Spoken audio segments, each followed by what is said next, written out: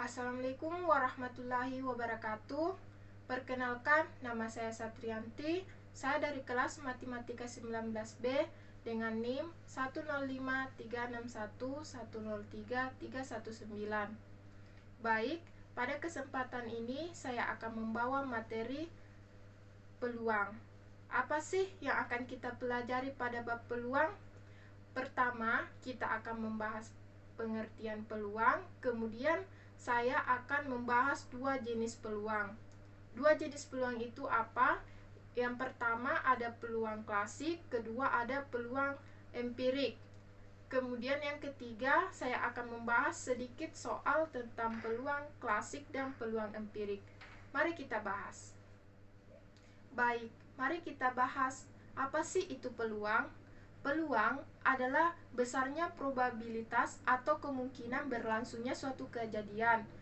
Peluang tidak hanya membicarakan hal yang mendasar, tetapi juga hal yang lebih kompleks. Jika hal yang mendasar seperti permainan dadu, maka hal yang lebih kompleks seperti asuransi, ramalan cuaca, dan juga investasi.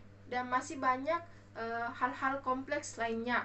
Kemudian saya akan membahas sedikit tentang konsep dasar peluang. Konsep dasar peluang terdiri dari ruang sampel dan titik sampel. Apa itu ruang sampel? Ruang sampel adalah himpunan semua kemungkinan yang didapatkan dari hasil suatu percobaan. Ruang sampel biasa dinyatakan dengan simbol S. Misalnya, contoh ruang sampel dadu 1, 2, 3, 4, 5, dan 6. Kemudian ada titik sampel. Titik sampel adalah bagian dari ruang sampel. Misalnya, kita melemparkan sebuah dadu. Kemudian, kemungkinan angka yang keluar adalah angka 4. Ya, angka 4. Karena angka 4 adalah bagian dari ruang sampel. Angka 4 inilah yang disebut dengan titik sampel. Baik, kemudian kita akan bahas tentang dua jenis peluang. Peluang apa tadi? Pertama ada peluang klasik, kemudian ada peluang empirik. Baik, apa sih itu peluang klasik? Peluang klasik adalah peluang pertama yang dipelajari oleh matematikawan pada abad ke-17 dan ke-18, di mana semua kejadian ini ditentukan oleh ruang sampel. Pada jenis peluang klasik ini semuanya memiliki peluang yang sama untuk terjadi. Misalnya, kita mengambil satu kartu bridge, maka peluang kartu bridge yang kita ambil memiliki peluang yang sama, di mana peluangnya adalah 1/52.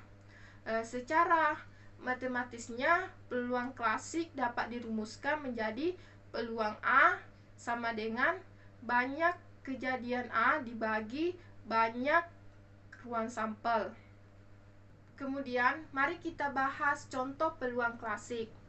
Dimisalkan ada seperangkat kartu bridge di mana terdapat kita akan mengambil dua kartu merah bernomor 10, kemudian kita disuruh menentukan peluang terambilnya kartu merah yang bernomor 10 tersebut. Bagaimana penyelesaiannya? Pertama yang harus kita ketahui, kita harus mengetahui apa yang dibicarakan oleh soal tersebut. Ya, yang dibicarakan adalah tentang kartu bridge, di mana ruang sampelnya ada 52. Sehingga banyak anggota ruang sampelnya sama dengan 52. Kemudian dikatakan kita mengambil dua kartu merah bernomor 10. Jadi banyak kejadian anggota A sama dengan 2. Kemudian dengan menggunakan teori peluang klasik yang baru saja kita pelajari, maka kita dapat mengambil rumus peluang A sama dengan banyak anggota A dibagi banyaknya ruang sampel. Banyak anggota A tadi berapa? Ada 2. Kemudian kita bagi dengan banyaknya ruang sampel. Banyaknya ruang sampel di sini ada 52. Jadi 2/52 sama dengan masing-masing kita sederhanakan, dibagi 2. Jadi 2/52 sama dengan 1/26. Jadi peluang terambilnya kartu merah bernomor 10 sama dengan 1/26. Selanjutnya kita akan membahas materi terakhir, yakni materi peluang empirik. Peluang empirik adalah peluang suatu kejadian yang diperoleh dari hasil observasi atau kejadian nyata, di mana secara matematisnya peluang empirik ini dirumuskan, peluang A sama dengan frekuensi kejadian A atau dilambangkan dengan FA dibagi dengan total frekuensi, di mana total frekuensi ini dilambangkan dengan N. Kemudian kita akan membahas contohnya. Misalnya suatu perusahaan ingin melakukan observasi atau penelitian tentang banyaknya kendaraan yang digunakan oleh masyarakat, seperti soal di samping dari penggunaan transportasi masyarakat dari Jakarta ke Bandung. Perusahaan tersebut memilih 100 responden dari beberapa kecamatan di Jakarta. Hasil dari penelitian tersebut ditunjukkan seperti pada tabel di samping.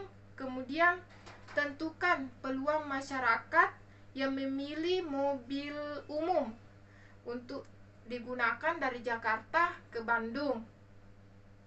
Mari kita bahas pembahasannya.